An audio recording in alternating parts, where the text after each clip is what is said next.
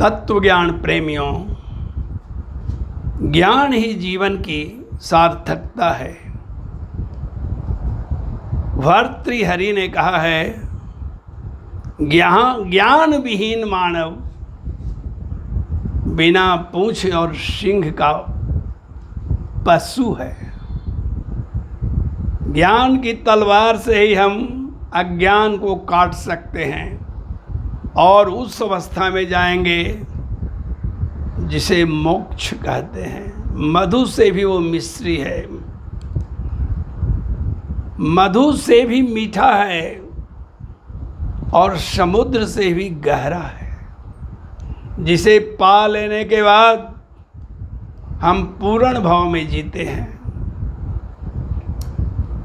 इसी तरह के ज्ञान की प्राप्ति की इच्छा कभी माता पार्वती को भी हुई।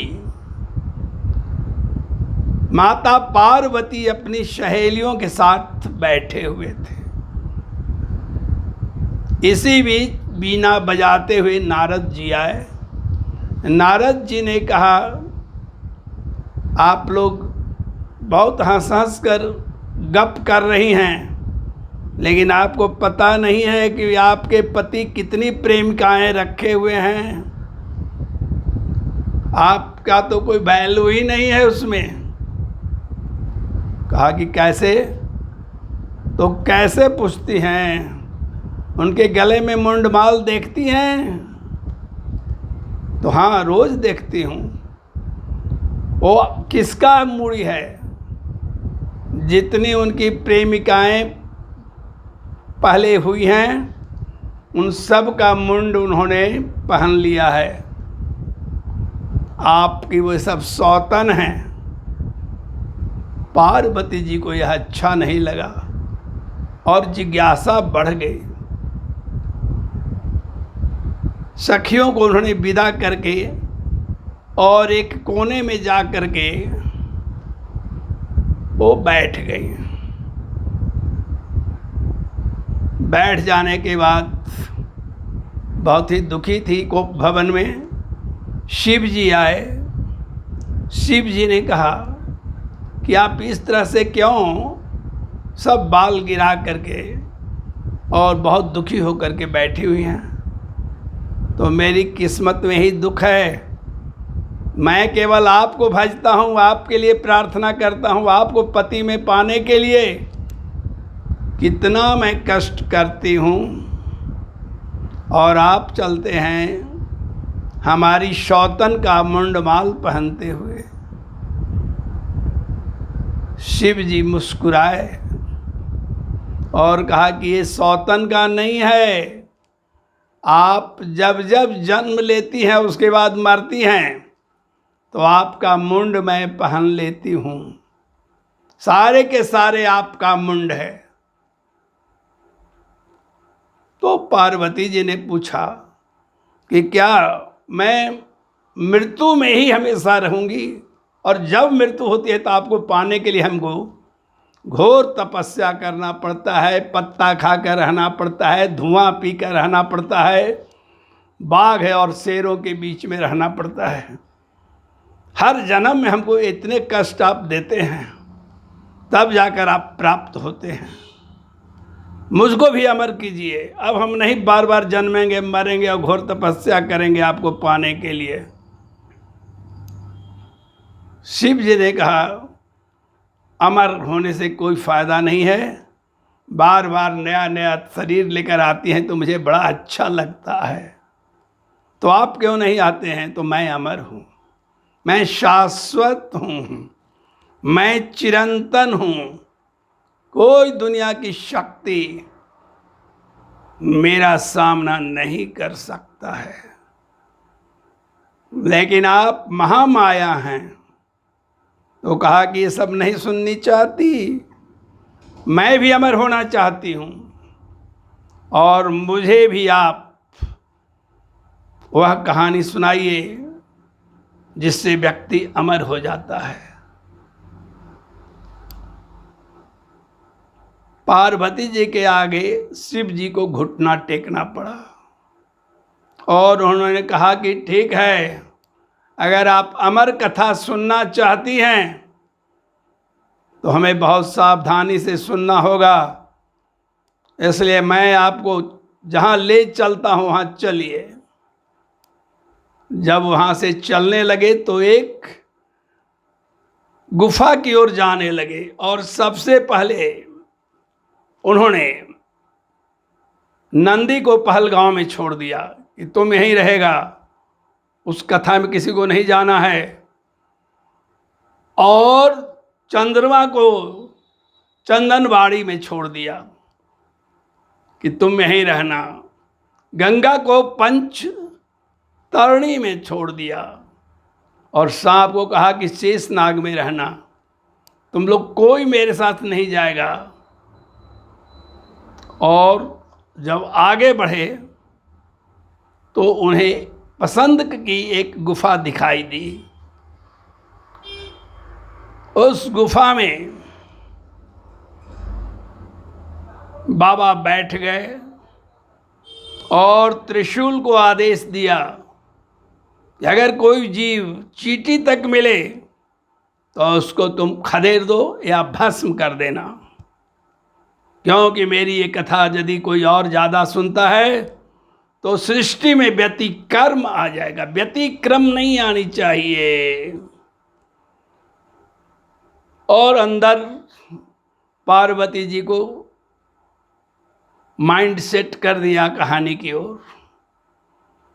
वहाँ अमर कथा शुरू हुई। अमर कथा में बड़ा आनंद है। उसके सुनने से अमर हो या नहीं हो, आदमी का संस्कार बदल जाता है। पहले तो अमर हो जाते थे, लेकिन कुछ ऐसी घटनाएं घटी कि उन्होंने अमर होने वाला तत्व को हटा दिया। खैर, उस समय पार्वती जी को कहा कि तुम हूँ करना और मैं कहानी कहूँगा। अमर होना चाहती न हो? पार्वती जी ने कहा सुलहो आना। भगवान शिव ने कहानी शुरू किया। अमर कथा बिनु पग चल ही सुनहि बिनु काना, बिनु कर कर्म कर ही विधि नाना। अमर कथा का मतलब अमर की कथा, ईश्वर की कथा, और कोई उसमें नहीं है, सिर्फ ईश्वर है। कथा उन्होंने शुरू की। पार्वती जी को कहा कि तुम हूँ करते रहना। कथा ये चली 6 महीना तक। 1.5 महीने तक तो पार्वती जी हूँ करती रहीं। इसके बाद काल चक्र का प्रभाव पड़ा और वे निद्रा में मग्न हो गई। इसी समय एक सूगे का अंडा जो था वो त्रिशूल के प्रभाव से फूट गया। अंडा तो कहीं उड़ जा नहीं सकता था, और वह करने लगा हूँ। जो पार्वती जी को सुन रहा था सब सीख गया था अंडा में ही। याद रखिए, पेट में ही बच्चा सीखने लगता है। इसलिए जब पत्नी गर्भवती हो तो बहुत उनके साथ शालीनता से पेश आइए। अभिमन्यु ने पेट में ही सीख लिया था कि कैसे हमें चक्र तोड़ना है।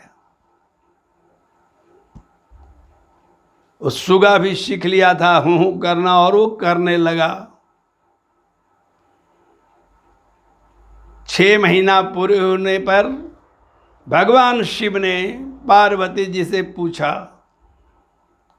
अब तो तुम अमर हो गई कथा सुनकर, तो कौची सुनाए जी, मैं तो सो गई थी, तो हूँ कौन कर रहा था।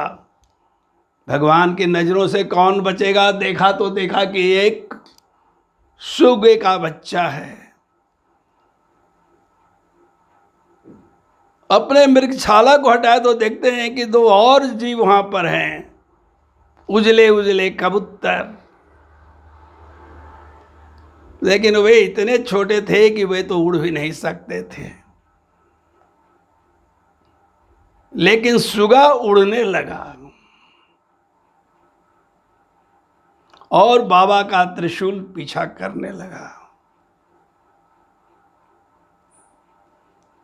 त्रिशूल पीछा करते करते परेशान हो गया।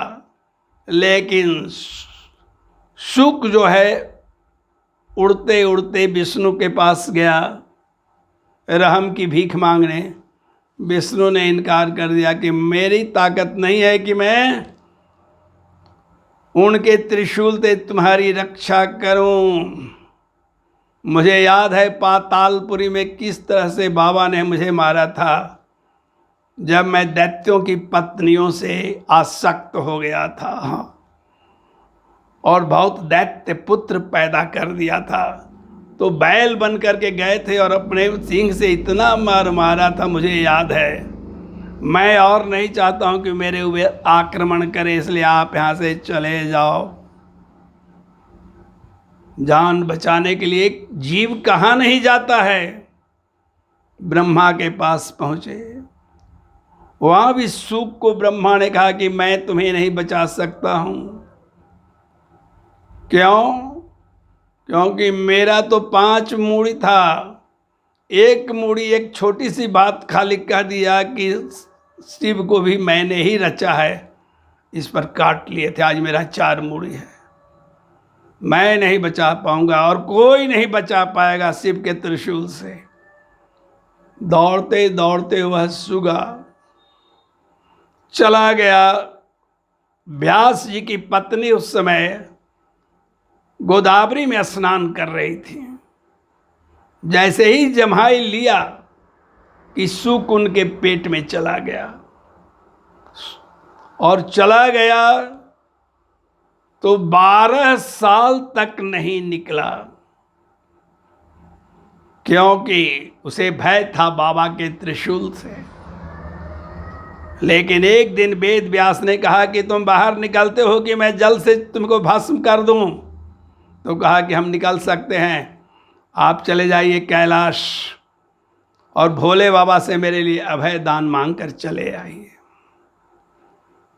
वेद व्यास वहाँ चले गए, क्योंकि उस जमाने मनुष्य की दैवी शक्ति बहुत होती थी और वेद व्यास तो विष्णु के अवतार ही थे। वहाँ चले गए और जाकर अभय दान मांग कर आए और कहा कि अब बाहर निकलो। बाहर निकले तो लेकिन माँ ने कहा कि जा ठहरो, सब देह पहुँच देते हैं अच्छा से। कहा कि नहीं, मैं जिस नरक में 12 साल रहा हूँ अब उसके नज़दीक नहीं रहूँगा। और सुखदेव जी भागने लगे, पीछे पीछे वेद व्यास भाग रहे हैं। एक तालाब के पास सुखदेव जी जब पहुँचे तो पीछे करते हुए वेद व्यास भी पहुँच गए। लेकिन सुखदेव जी को देख करके लड़कियाँ नग्न स्नान कर रही थी तालाब में, लेकिन वेद व्यास को देखकर सब कपड़ा पहनने लगी। वेद व्यास ने पूछा कि क्या कारण है इस 2 ढंग का व्यवहार करने का। तो वह 12 साल का बच्चा नहीं जानता है कि संसार क्या है और सेक्स क्या है। लेकिन आपकी नज़रें अभी भी प्यासी लगती हैं, इसलिए हम लोगों ने कपड़ा पहन लिया है। आगे आगे सुखदेव जी भागे जा रहे हैं, पीछे पीछे व्यास जी भागे जा रहे हैं। उन्होंने कहा कि लौटो और माँ को एक बार अपना चेहरा दिखला दो, इतना 12 साल कष्ट सही है तो हम अब नहीं जाने वाले हैं। बड़े मनाने पर लौटे। लौटने के बाद माँ भर जी देखा,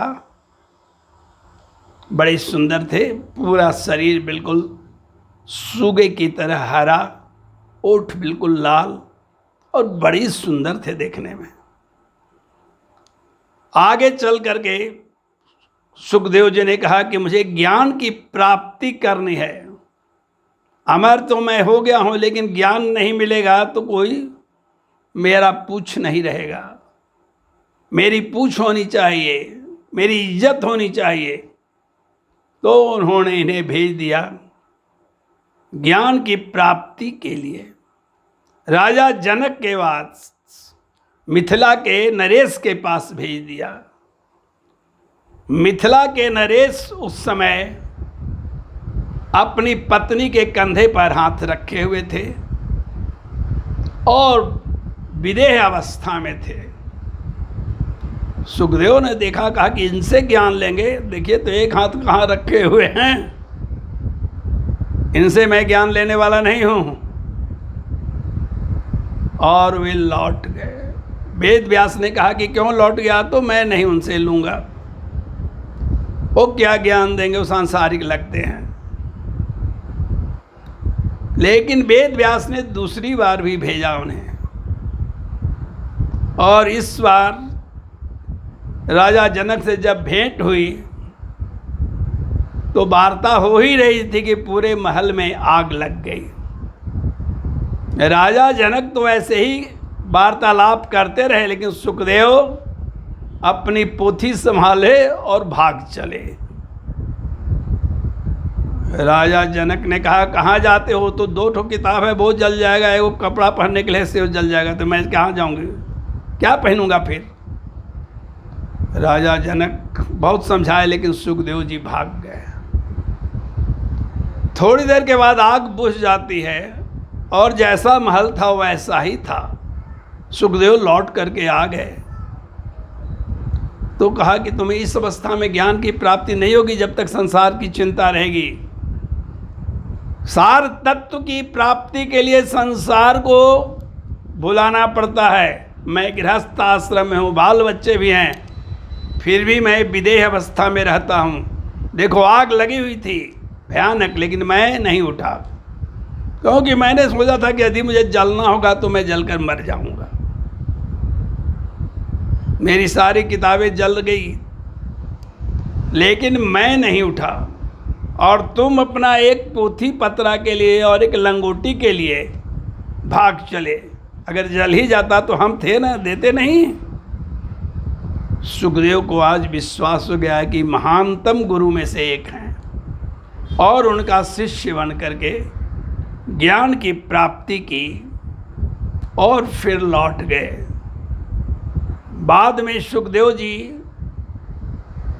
कथाकार के रूप में बड़ा फेमस हुए हैं। राजा परीक्षित को जब मौत नज़दीक आई तो भागवत की कथा इन्होंने 7 दिन में कहकर उन्हें सांप बनने से बचा दिया। मित्रों, हमें ज्ञान की प्राप्ति करनी है, और इस शरीर रहते हुए ही ज्ञान की प्राप्ति होगी। शरीर खत्म हो जाने पर प्राप्ति नहीं होती है। सारे साधनों का